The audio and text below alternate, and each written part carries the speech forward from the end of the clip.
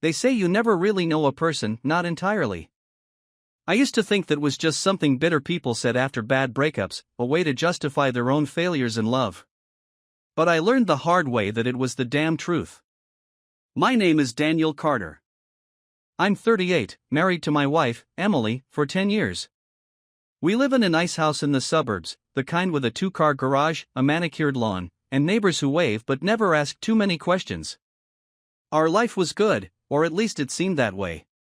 We had a routine.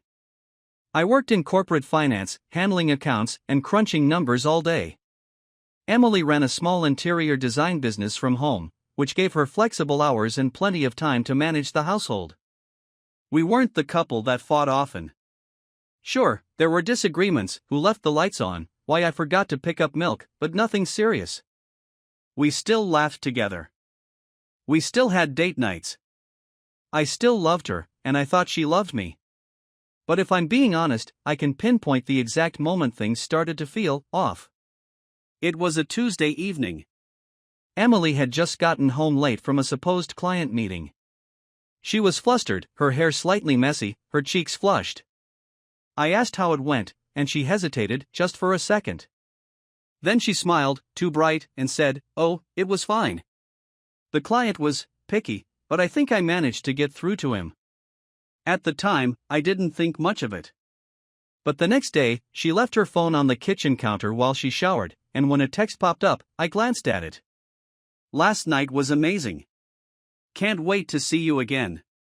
The message was from an unknown number.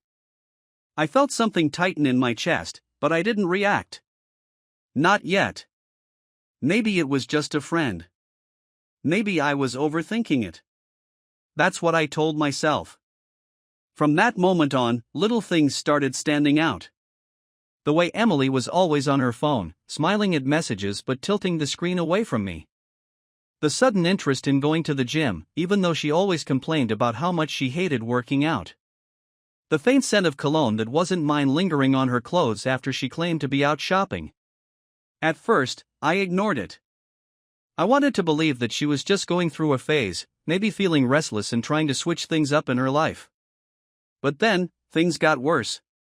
One night, she came home at nearly midnight, claiming she had dinner with her friend, Jessica. I called Jessica the next day, just to check in, making it seem casual. "Oh, no, I haven't seen Emily in weeks," Jessica said, her voice light, completely unaware of the lie my wife had told. That was the moment I knew. But knowing and proving are two very different things. For the next few days, I played the role of the unsuspecting husband. I kissed her goodbye in the mornings, asked about her day, even made her coffee like always. But inside, I was unraveling. I started taking note of her movements, the way she suddenly had to step out for errands more often than usual. One night, she got up from bed, claiming she needed water. I watched as she tiptoed out of the room, her phone clutched tightly in her hand. I waited a few minutes before following her. She was in the kitchen, whispering into her phone, her back turned to me. I only caught snippets. "I can't talk now." "Yes, I miss you too." "No, he doesn't suspect anything." The floor beneath me felt unsteady. My hands clenched into fists at my sides. "He doesn't suspect anything." She was talking about me. About how clueless I was. I should have burst in right then, demanded answers, screamed at her for making me look like a fool. But I didn't. I just turned around and walked back to bed, my heart pounding so hard I could hear it in my ears. I needed proof. And I was going to get it. You always think you'll know how you'd react if you ever found out your spouse was cheating. I thought I'd explode with anger, demand answers, maybe even throw something. But the reality? It was quieter. Heavier. Like sinking into quicksand while the rest of the world kept moving around me. For the next few days, I felt like a ghost in my own home. Emily acted normal, almost too normal. She kissed me on the cheek in the mornings, sent me texts during the day, laughed at my jokes over dinner. But now, everything felt fake, scripted. I watched her carefully, noticing how she hesitated before answering certain questions, how she always had her phone within arm's reach, how she started dressing up even when she claimed she was just going to the grocery store. I needed more than just suspicions. I needed evidence. So, I started watching. The lies start piling up. On Thursday evening, Emily claimed she had to meet a client. I nodded. "Where's the meeting?" She paused just for half a second, but I caught it. "Oh, just a small cafe downtown." "You wouldn't know it." She was lying. I forced a smile. "Okay, have fun." She kissed me goodbye, and I watched her leave from the kitchen window, gripping my coffee mug so tight my knuckles turned white. The moment her car disappeared down the street, I grabbed my jacket, my keys, and followed. At first, I kept my distance. I felt ridiculous, like some paranoid idiot from a bad movie. But then, the lies unraveled. She didn't go downtown. She didn't go to a cafe. She drove straight to the outskirts of town, to a rundown motel with flickering neon lights. I parked a block away, gripping the steering wheel so hard my hands ached. My heart pounded, and a million thoughts raced through my mind. Maybe she was meeting a friend here for some weird reason. Maybe she was helping someone in trouble. Maybe. The car door opened. Emily stepped out. And then he stepped out. A tall man, maybe late 30s, with sharp features and a casual confidence that made my stomach turn. He wasn't some lost friend needing help. He wasn't a client. He was him, the man she was sneaking off to see. She smiled at him, the smile that used to be just for me. And then, without hesitation, she wrapped her arms around his neck and kissed him. My stomach twisted. The air felt thick, suffocating. I wasn't prepared for this. I thought I was, but nothing could have prepared me for watching my wife press her body against another man, kissing him with a kind of hunger I hadn't seen from her in years. I wanted to storm out of the car, grab him by the collar, demand answers. I wanted to scream at Emily, ask her if this was worth throwing our life away for.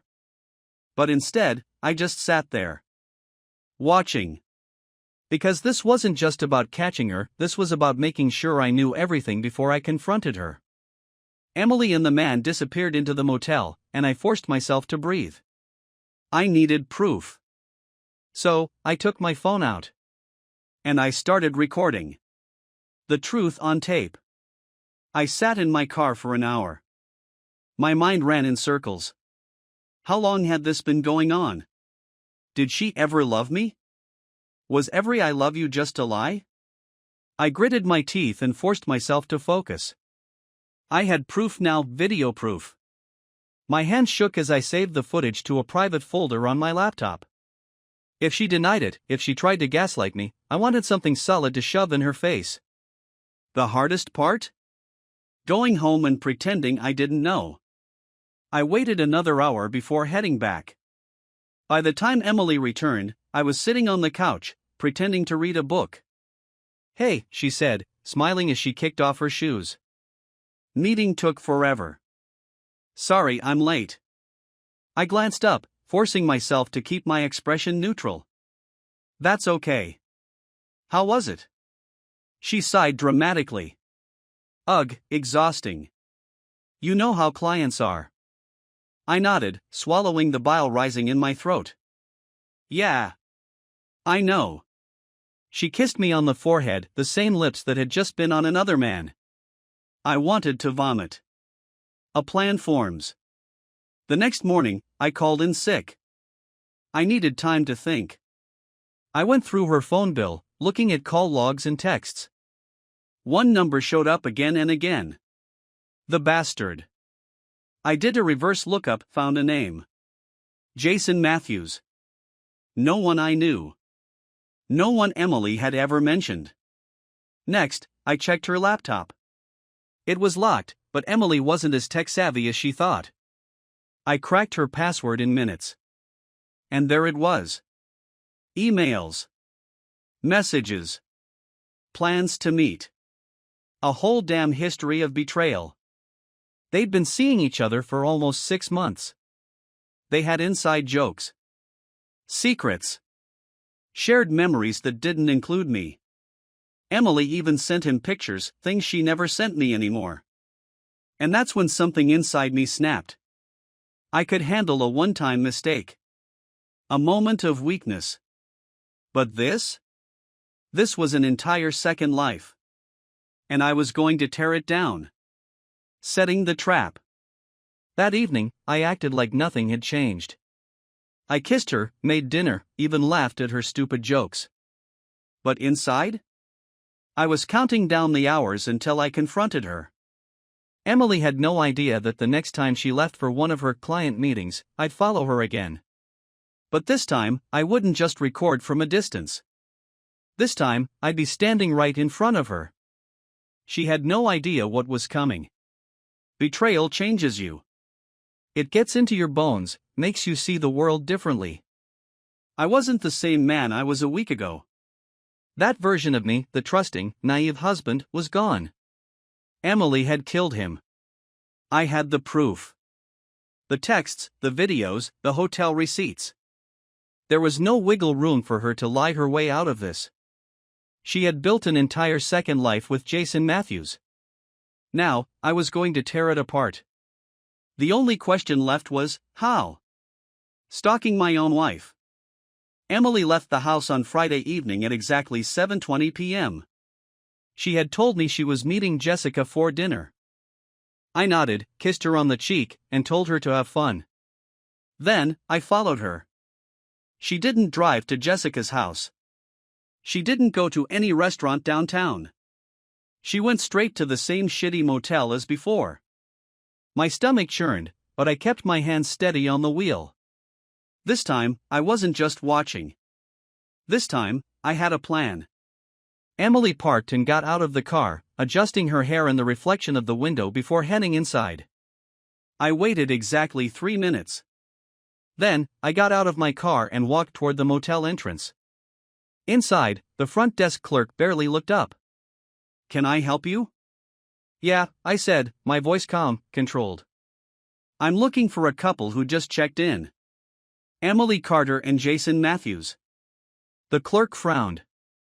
"Sir, I can't give out that kind of." I slid a $100 bill across the counter. "Room number." He hesitated, then pocketed the bill and nodded toward the hallway. "Room 214. The confrontation." I stood outside room 214 for a moment, my pulse hammering in my ears. I could hear them inside, muffled voices, laughter, the bed creaking. A hot wave of rage burned through me, but I forced myself to stay focused. I wasn't going to make a scene. I wasn't going to throw punches. No, I wanted the truth. I wanted to see her face when she realized everything was over. I took a deep breath. Then, I knocked. Silence. I knocked again, harder this time. Then, footsteps. A moment later, the door cracked open, and Jason Matthews stood in front of me. He was exactly what I expected: tall, athletic, smug. His shirt was unbuttoned, and he had the audacity to look annoyed that someone was interrupting his evening.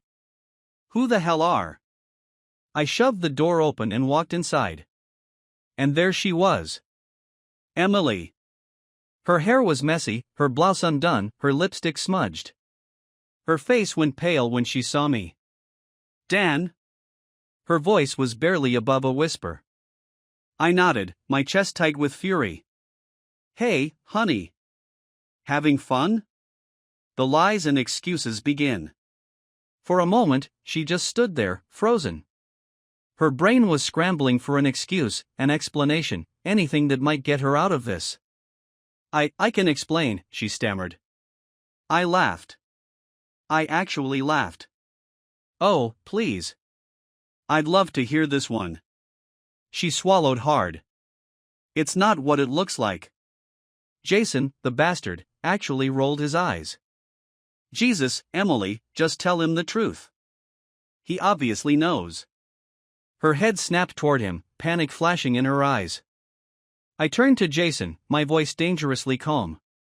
"You're right. I do know. I know about the texts, the emails, the secret meetings. I even have videos. So, go ahead, Emily. Tell me the truth. She licked her lips. Dan, I never meant. Save it. I pulled out my phone, opened the folder, and hit play. On the screen, Emily and Jason appeared in the motel parking lot, kissing passionately before heading inside. The sound of her giggling made my stomach turn. Her face crumbled. Oh my God. Jason let out a low whistle. Damn, man. That's cold. I turned to him, my jaw clenched. Get the fuck out. For a second, I thought he might try to act tough. But then, without another word, he grabbed his jacket and walked out, leaving Emily and me alone. The realization hits. Emily collapsed onto the bed, her head in her hands. I'm so sorry, she whispered. I crossed my arms. How long? She hesitated. How long? 6 months. I let out a bitter laugh. Wow. And here I was, thinking we were happy. She looked up, her eyes filled with tears. I do love you, Dan. Don't. I held up a hand. Don't you dare say that. She sobbed. I was lonely, and Jason, he made me feel special. I never wanted to hurt you. Bullshit. My voice was sharp. You had a choice. You could have talked to me. You could have left. But instead, you snuck around like a coward. She flinched. I don't want to lose you. I exhaled slowly, shaking my head. You already did. Her breath hitched. What? What does that mean? It means, I said, pulling a folded set of divorce papers from my jacket, that this marriage is over. Her eyes widened. Nope, no, Dan, please. I tossed the papers onto the bed. Sign them. She grabbed my hand, desperate now. We can fix this. I'll cut all contact with him, we'll go to therapy. I yanked my hand away. You don't get to decide that, Emily. Not anymore. Her sobs filled the room, but I felt nothing. No more love. No more heartbreak. Just cold, empty clarity. It was over. And for the first time in months, I felt free. I walked out of that motel room with a weight lifted off my shoulders. The air outside felt fresher, the night sky clearer. The past 10 years of my life with Emily had just gone up in flames, but for the first time in months, I wasn't drowning in confusion or anger. I knew exactly what I had to do. Emily didn't chase after me. She didn't scream or beg in the hallway. Maybe she was still in shock. Maybe she was hoping I'd cool off and come back to talk things through. But there was nothing left to talk about. I got in my car and drove straight home, my hands steady on the wheel. My heart wasn't racing anymore. My mind wasn't a chaotic mess. This wasn't just about Emily and Jason. This was about me. What kind of man was I going to be? The kind who let himself be humiliated and walked away quietly? Or the kind who made sure his betrayal was not forgotten? As I pulled into our driveway, an idea started forming. A way to even the score. A way to make sure Emily felt every ounce of humiliation she had thrown at me. I smiled to myself. This was going to be fun. The setup. The next morning, Emily came home. I was sitting at the kitchen table, sipping coffee, as she walked in hesitantly. She looked like hell. Her hair was a mess, her face pale, her eyes swollen from crying. She had probably been up all night, trying to figure out how to fix this. I didn't say anything. I just let her stand there, fidgeting, waiting for me to acknowledge her. Finally, she broke the silence. Dan. Can we talk? I took another sip of my coffee, then looked up at her. Sure. Her lips trembled. Please, don't do this. I know I messed up. I know I hurt you. But we can get through this. We can fix it. I leaned back in my chair, studying her. Tell me something, Emily. If I hadn't caught you, would you have stopped? She flinched. I don't know. That was all I needed to hear. I stood up, grabbed my phone, and tapped on the screen. That's what I thought. Then, I pressed send. She frowned. What did you just do? I smirked. Check your phone. Her eyes darted to her purse. She yanked out her phone, unlocked it, and her face turned white. Because at that very moment, everyone we knew was getting the truth. The texts. The photos. The motel video. I had sent it all. To her parents. To my parents. To her best friends. To our co-workers. To her boss. Even to Jason's wife. Emily screamed. Dan, what the hell? She shrieked, clutching her phone like it was on fire. I shrugged. You wanted honesty, right? Now you get to live with it. She lunged at me, trying to grab my phone. You can't do this. You can't just. I stepped back, calm as ever. Oh, but I did. She was shaking. You just ruined my life. I tilted my head. Oh? You mean the life you ruined first? Her face crumpled, and for a second, I thought she might collapse. Instead, she sprinted upstairs. I sat back down and waited. The fallout. 30 minutes later, Emily came back downstairs with a packed suitcase. Her face was streaked with tears. I'm going to my parents' house. I nodded. Good choice. They already know everything. She winced. You didn't have to. I cut her off. Yes, I did. She took a shaky breath. Are you really divorcing me? I pulled out the signed divorce papers from my pocket and placed them on the table. You need to sign too, I said. Her hands trembled as she reached for the pen. For a second, she hesitated. Are you sure this is what you want? I met her eyes, steady and cold. More than anything. She sniffled, nodded, and signed. Just like that, our marriage was over. She picked up her suitcase, hesitated by the door, then whispered, I'm so sorry. I didn't reply. Because sorry didn't mean a damn thing anymore. Jason's karma. 2 days later, I got an email. From Jason's wife. Apparently, she had no idea her husband was cheating. Until she got my message. She wanted to meet for coffee. I debated whether or not to go, but curiosity got the best of me. So, the next morning, I met her at a small cafe downtown.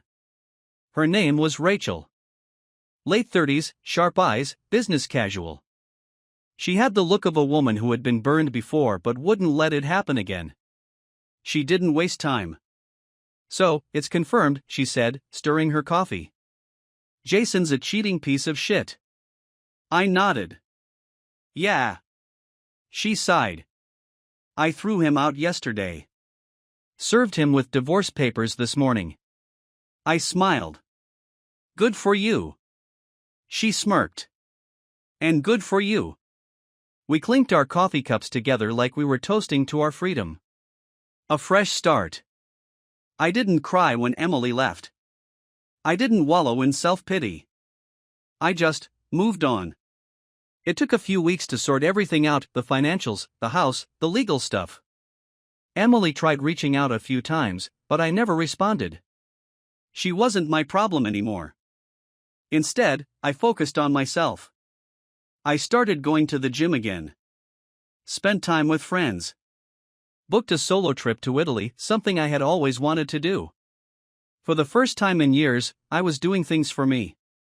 And damn, it felt good. The final nail in the coffin. A month after the divorce was finalized, I got one last text from Emily. Emily, I saw your pictures from Italy. You look happy. I just wanted to say that I miss you. I stared at my phone for a moment, then deleted the message without replying. She made her choice. And I made mine. You'd think that once the divorce papers were signed and the dust had settled, I'd be done with Emily for good. That was the plan. But life has a way of throwing one last curveball just when you think it's over. Emily still had a few of her things at the house, nothing major, just small items she left behind in her rush to leave. A couple of books, some clothes, a jewelry box. I had packed them up in a cardboard box and left it in the garage, figuring she'd come pick it up eventually. I was not expecting her to show up unannounced. It was a Saturday afternoon. I had just gotten back from the gym, sweaty and exhausted, when the doorbell rang. When I opened the door, there she was. Emily. Standing on my porch like a ghost from a past life. She looked different, tired, thinner. Her once perfectly styled hair was pulled into a messy bun, and there were dark circles under her eyes. It had only been a month since she moved out, but she looked like she had aged years. I didn't feel bad for her. Not even a little. "What do you want?" I asked, my voice flat. Her eyes darted down, like she was gathering her thoughts. "Can I come in?" I leaned against the doorframe, arms crossed. "Why?" She bit her lip. I just need to talk." I let out a slow breath. I could have slammed the door in her face, but something inside me, maybe curiosity, maybe closure, told me to hear her out. So, I stepped aside. 5 minutes. The final attempt at redemption. She walked in like a stranger, her movements hesitant. I could see her eyes scanning the house, taking in the changes. I had rearranged the living room, moved some furniture around, bought new decor. The house didn't feel like our home anymore.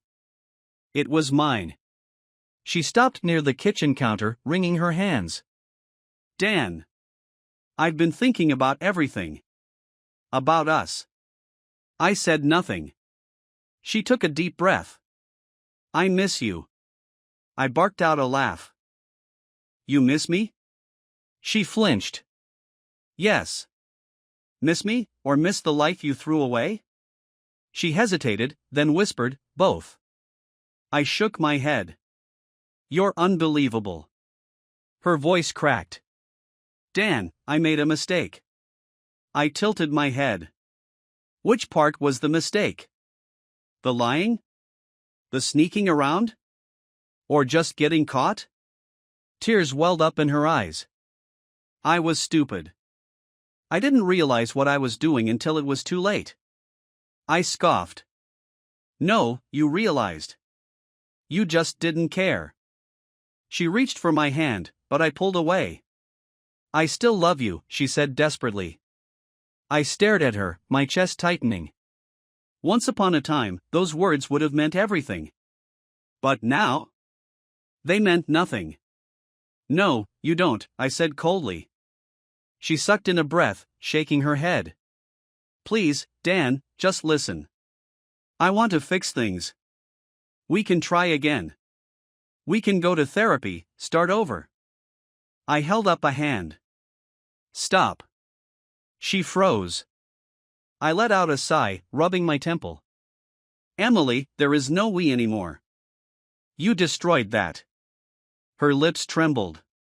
I cut her off. "Tell me the truth. If I hadn't caught you, would you still be sneaking around with Jason?" She looked away. I nodded. "Exactly." Her shoulders slumped.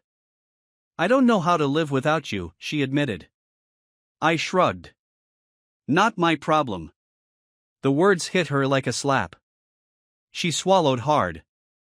"Dan, can't we at least be friends?" I laughed. A full, genuine laugh. She actually thought we could be friends. "No, Emily. We can't." Her face crumpled. "I deserve that." I sighed. "No, you deserve worse. But I'm done wasting my energy on you." I walked past her, grabbed the box of her things from the garage, and handed it to her. "Take your stuff and go."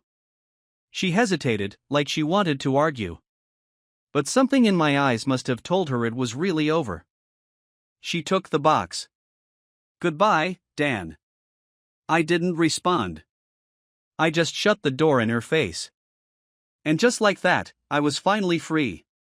Running into Jason. I thought that was the last time I'd have to deal with the past. I was wrong. A week later, I ran into Jason at a bar. I hadn't even planned to go out that night. A couple of coworkers had dragged me out for drinks after work, and the last thing I expected was to see him sitting at the bar, looking like a wreck. His shirt was wrinkled, his hair unkempt. He had that pathetic, post-breakup look, the same one Emily had when she showed up at my door. When he saw me, he actually had the nerve to smile. Well, if it isn't Mr. Perfect Husband. I clenched my jaw but stayed calm. Jason. He chuckled bitterly. So? I guess you heard. Emily and I didn't exactly last. I smirked. Shocker. He downed his whiskey and wiped his mouth. Guess we both got screwed over, huh? I tilted my head. Oh, no. You got played. I walked away clean. He snorted. Sure. Keep telling yourself that. I leaned in slightly. Tell me something, Jason. Was she worth it? He hesitated. That half-second of hesitation told me everything. He forced a grin, but it was weak. Yeah, sure. I chuckled. Liar. He glared at me, but I just patted him on the shoulder. Enjoy the rest of your drink, I said. Then I walked away. I didn't look back. Moving forward. The thing about betrayal is, it changes you. It makes you tougher. Smarter. Sharper. But it doesn't have to make you bitter. Emily was my past. Jason was a mistake in human form. But my future? That was mine to build. And I was going to make damn sure it was better than ever. Betrayal is a funny thing. Not haha funny, but life-altering funny. You think it'll break you. That it'll leave you bitter, angry, permanently damaged. And yeah, at first, it does. It twists the knife so deep into your gut that you wonder if you'll ever breathe normally again. But then, one day, you wake up, and the pain isn't the first thing on your mind anymore. You go about your day without that constant, suffocating weight in your chest. And then you realize, you survived. The aftermath of a broken marriage. After Emily left my house for the last time, I expected some kind of lingering sadness. Maybe a feeling of emptiness. But what I actually felt was relief. For the first time in years, my life was mine again. No more checking my phone, wondering if my wife was really where she said she was. No more second-guessing every kiss, every touch, every I love you whispered in the dark. No more bullshit. The divorce was finalized within weeks, thanks to the airtight case I had built against her. No alimony. No drawn-out court battles. She walked away with whatever was left of her dignity, and I walked away with my freedom. The house, the finances, the car, everything stayed with me. She didn't fight it. Probably because she knew she had no leg to stand on. Emily was out of my life. And I was ready to start over. The first steps toward healing. I won't lie. The first few weeks post-divorce were weird. I had spent a decade with someone who, despite everything, had been my best friend. Now, there were moments where I almost texted her out of habit. Not because I wanted her back. God, no. But because she had been a part of my daily routine for so long. I had to reprogram myself. So, I made a list. Things I wanted to do that I had put off during my marriage. Get back into shape. Travel somewhere new. Try dating again, eventually. Find a new hobby. Finally learn to cook something other than frozen pizza. One by one, I tackled them. I hit the gym hard partly to get out of my own head, partly because revenge muscles are a real thing. I booked a trip to Italy, because why the hell not? I took a cooking class and actually started enjoying making real food. And yeah, I dipped my toes into dating again. Not right away. But after a few months, I figured, why not? And that's when something unexpected happened. Meeting someone new. Her name was Olivia. I wasn't looking for anything serious, just putting myself out there again. We met at a friend's housewarming party, one I almost didn't go to because, let's be honest, who actually likes socializing when they're recovering from a divorce? But I went. And there she was. She wasn't Emily. And that was the best thing about her. Where Emily had been polished and poised, Olivia was effortless. No pretense, no games. She had this genuine, infectious energy that made it impossible not to be drawn to her. We talked for hours that night about stupid movies, bad dates, and the absolute train wreck that was my marriage. And she laughed, not at me, but with me. She didn't pity me. She didn't look at me like I was damaged goods. She just got it. We exchanged numbers, but I didn't text her right away. Not because I wasn't interested, but because, for the first time in a long time, I wanted to do this right. A message from Emily. Just when I thought I had finally left the past behind, Emily reached out. It was a simple text. Emily, hey. Can we talk? I stared at the message for a long time. I could have ignored it. I probably should have ignored it. But a part of me wanted to hear what she had to say. Not because I wanted her back, but because I needed to know that she was still suffering. So, against my better judgment, I replied. Me, about what? She responded almost immediately. Emily, can we meet? Just for coffee. No pressure. I debated it for a day before finally agreeing. Not because I owed her anything, but because I wanted to see, with my own eyes, just how much she regretted everything. Closure, finally.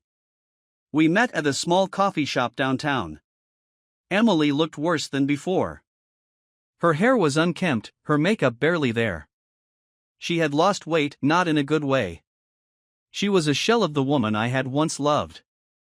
For a fleeting second, I felt sorry for her. But then I remembered every lie. Every betrayal. Every time she snuck off to meet Jason. And I felt nothing.